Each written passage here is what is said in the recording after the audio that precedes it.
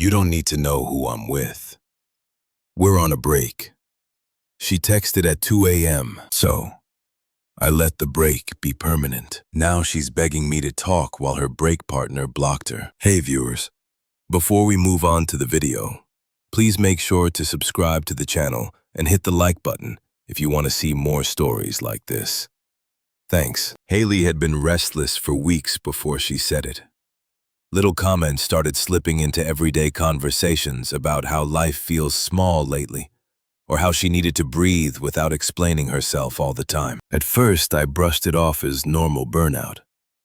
We'd both been working a lot, barely making time for anything but takeout and Netflix. But under her tone, I could feel something heavier. Not exhaustion, but detachment. We'd been together 3 years. I thought we were solid. We talked about moving into a bigger apartment, maybe getting a dog. I wasn't perfect, but I was steady.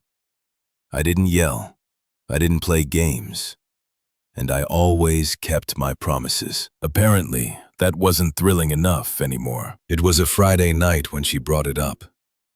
We were eating dinner, chicken stir-fry, her favorite, and she barely touched her plate. She looked at me, serious but rehearsed, like she'd practiced the line in her head a dozen times. Can we talk about something without you getting defensive? That's never a good start. Sure, I said, setting my fork down. I feel like I need some space, she began. Not forever, just to figure myself out. Things have felt off lately. Off how? I don't know. I just feel like I'm losing myself a little. Like everything is about work and bills and us. And I don't want to start resenting you. I nodded slowly. So, you want a break? Not exactly a break, she said quickly. Just time to think. I don't want to see other people or anything. I just need to breathe. It sounded harmless enough, but the way she avoided eye contact told me everything I needed to know. Haley, I said quietly, if you need space, take it. Just be honest about what kind of space you're asking for. Her jaw tightened. Why do you always have to turn everything into an interrogation? This isn't about you. It's about me needing to figure out who I am. That line, this isn't about you, sat like a stone in my chest. Because of course, it was about me. About us. About her pulling away from something that had never done anything to her but show up. I didn't argue. I just said, okay, take the time you need. She looked surprised. That's it. Yeah.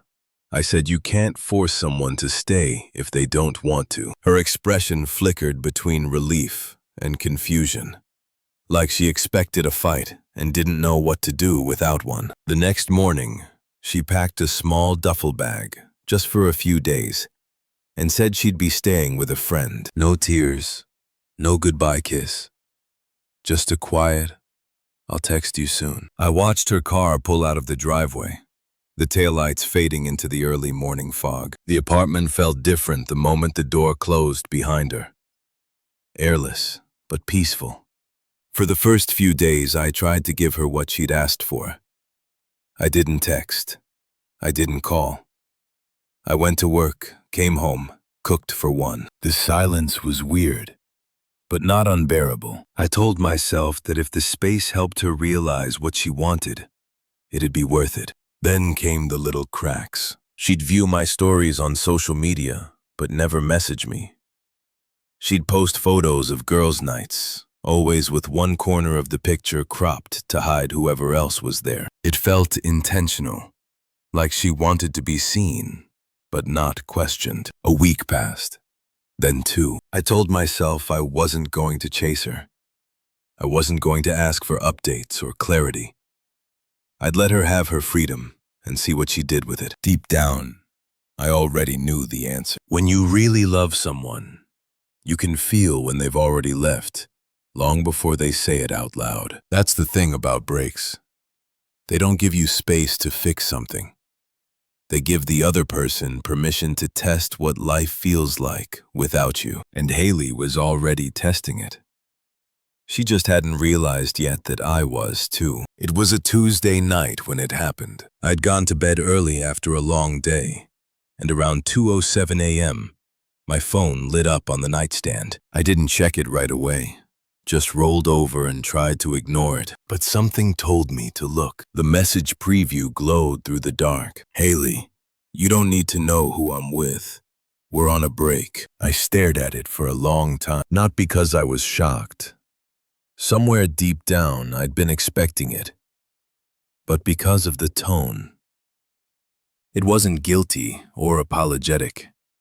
It was defensive, cruel, even like she was daring me to react. I read it again, slower this time. The kind of message that ends a chapter. There was no "I'm sorry," no "I miss you."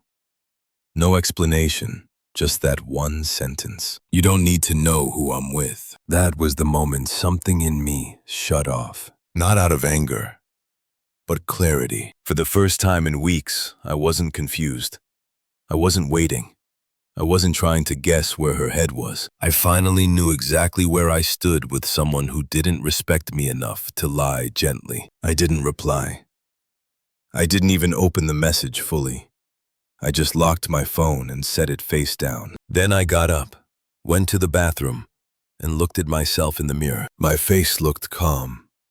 Empty, but calm. In that silence, I realized something important. I wasn't heartbroken. I was done. The next morning, I woke up early, made coffee, and started packing. Her half of the closet was still half empty from when she left, so it didn't take long. I gathered her things, books, clothes, makeup, and neatly packed them into boxes. No theatrics, no broken pictures, no angry text. I left the keys on the counter with a note that said, "Take care of yourself." Then I called my friend Tyler, who had a spare room in his apartment. "Hey man," I said, "still need a roommate?" He hesitated. "Did something happen?" "Just growing up," I replied. By lunchtime, I'd moved most of my stuff out. When Haley texted again later that afternoon. "Haley, wow. So you're just going to ignore me now?" I was already gone. I didn't respond. I didn't even read the full thread. I left her words sitting there, waiting for a reply that would never come. That night, I slept better than I had in weeks. Over the next few days, she tried to bait me back into the conversation. "Haley, you're overreacting. We said we were on a break." "Haley, you're acting like I cheated." "Haley, you always said we'd work through anything." I guess that was a lie too, huh? I stayed silent. Each message came a little more defensive, a little less confident. The more she reached out, the less power her words had. A few nights later, she sent one more message. "Haley, fine. Do whatever you want. You'll regret this when you realize no one else will ever care about you like I did." That one almost made me laugh, because in that moment I realized the exact opposite was true. I was finally starting to care about myself the way she never did. I deleted her number. Not blocked, not muted, just erased. She made it clear she wanted space, and I was finally giving her exactly that. Permanent space. While she was out on a break figuring out who she was with, I was figuring out who I was without her. And the more I did, the more peaceful it felt. The silence didn't bother me. Not at first. I went to work, hit the gym again, started cooking real meals instead of just grabbing takeout. It was strange how quickly the apartment felt lighter once her presence was gone. Like the air itself stopped tiptoeing around her moods. Haley used to say I was too comfortable with boredom. I used to think she was right. But that week, I realized she confused peace with dullness. She needed chaos to feel alive. I just needed quiet to feel human. 2 days after I moved out, she started calling again. I didn't pick up. The calls turned into voicemails. The first one was casual. "Hey, I just saw your stuff's gone. You didn't have to be dramatic. You know, I was going to come get my things this weekend." The second had a sharper edge. "So, you're really ignoring me now? That's mature." You can't even have a conversation. By the third, she was crying. I didn't mean it like that, okay? It wasn't serious. I just needed time to figure things out. You can't just erase me like this. Please, call me. I didn't. Tyler and I grabbed beers that night. He'd known Haley too, mostly from parties and a few double dates. When I told him what she'd said, "You don't need to know who I'm with," he winced. Jesus, man, that's cold. You good? I nodded. Yeah, weirdly good. He raised an eyebrow. Then don't look back. Someone who talks to you like that once will do it again. A week passed before I heard from her again. This time the tone was different. Haley, I think I messed up. Haley, he's not who I thought he was. Haley, can we just talk, please? I didn't reply, but curiosity got the better of me later that night. So I checked her social media. Her profile, once full of filtered selfies and couple shots, had gone quiet. Then I noticed something.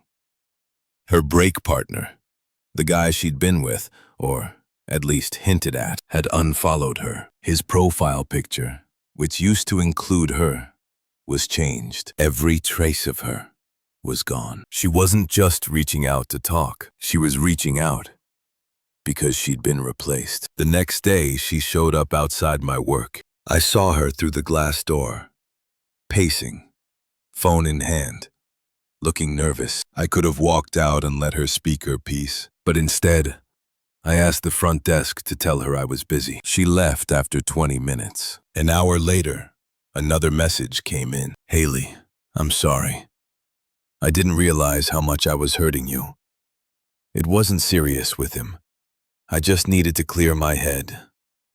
You know how things got between us. Haley, I just want to fix this. I stared at the message for a while, and I realized something that hit harder than any breakup could. She still didn't get it. It wasn't about the guy, or the break, or the 2 a.m. text. It was about respect, the quiet kind, the kind that keeps you from humiliating someone who once trusted you. She'd shattered that, and there was no version of us where it came back. So instead of replying, I archived the thread and put my phone down. Haley wanted to talk now that her safety net had cut the rope, but I'd already learned to live without it. That night, as I sat on Tyler's balcony with a beer in hand, I looked out at the city lights, and I felt something I hadn't felt in months. Not anger, not bitterness, relief.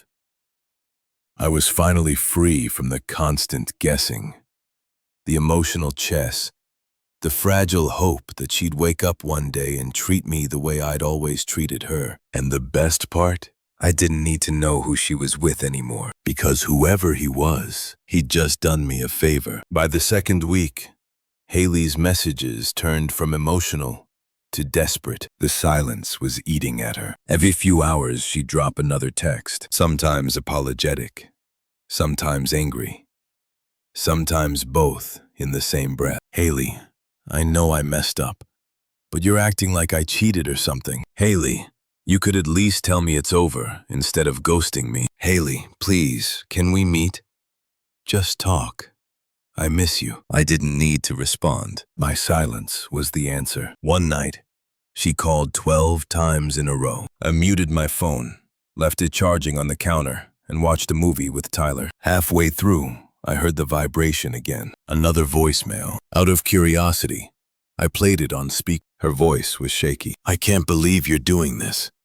After everything I've been through for you, I was just confused. Okay. You think you're perfect? You think you're better than me? Tyler chuckled. She's not apologizing. She's auditioning for sympathy. He was right. Haley didn't want closure. She wanted control back. The same control she had had when she thought she could dangle me on a string, testing how far she could push before I'd snap. But I wasn't snapping. I was gone. 2 days later, she tried a new tactic. Haley, I talked to my mom about everything. She said, "You're being cold. That's not you, Haley. She thinks you still love me." She's right. isn't she? That one made me shake my head. It wasn't that she was reaching out. It was how she did it. The same manipulation, just wearing concern as a mask. Then came the message that made it all click. Haley, you'll regret this when you realize I was the best thing that ever happened to you.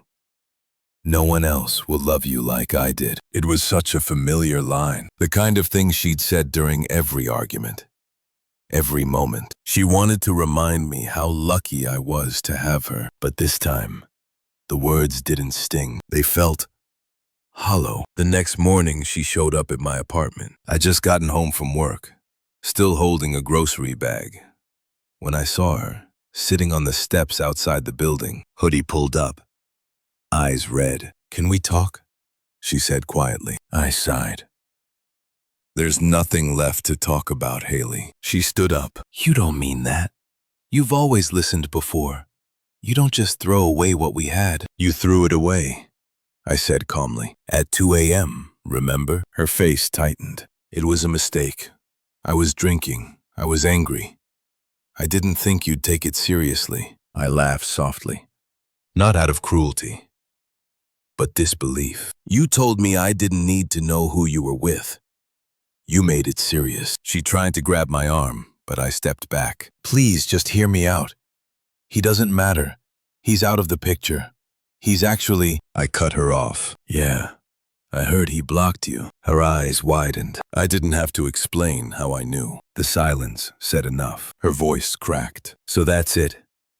After everything, you're just done?" "Yeah," I said quietly. "I'm done being treated like unlucky you tolerated me." For the first time, she didn't have a comeback. She just stood there, tears welling, the same defiance flickering and dying in her expression. I walked past her toward the door. "Goodbye, Haley." Behind me, I heard her whisper, "You'll come back. You always do." I didn't look back. That night, I blocked her number, not out of spite, but peace. And as I sat on the balcony later, watching the city glow under a calm sky, I thought about how strange it was that the same woman who once made my world feel full now couldn't even reach me. It didn't feel like revenge. It felt like freedom. And the best part? I hadn't said a word to get it. A month passed before I heard about her again. It came from Sarah, one of Haley's old friends who'd quietly taken my side. She ran into me at a coffee shop, all smiles until she leaned closer and said, "You probably don't care, but Haley's kind of a mess right now." I didn't answer right away. Just let her talk. Apparently, they break partner. The mystery guy Haley had been so protective of wasn't single. He had a girlfriend. Worse, he'd been using Haley as his rebound, ghosting her the moment she started asking for more. Word spread fast. She tried to spin it, saying they were never serious. But everyone knew she'd caught feelings. Now she was showing up at parties alone, posting vague self-love quotes, pretending she didn't care. But people noticed the cracks. The same girl who once bragged about having options couldn't get a text back from anyone. I didn't laugh. I didn't feel pity either. I just felt done. A few weeks later, Haley reached out again, this time through a new number. I didn't recognize it until the first message popped up. Unknown. "I just want to talk. Please don't block me right away." I stared at the screen for a long moment before opening it. "Haley, I miss you. I really do.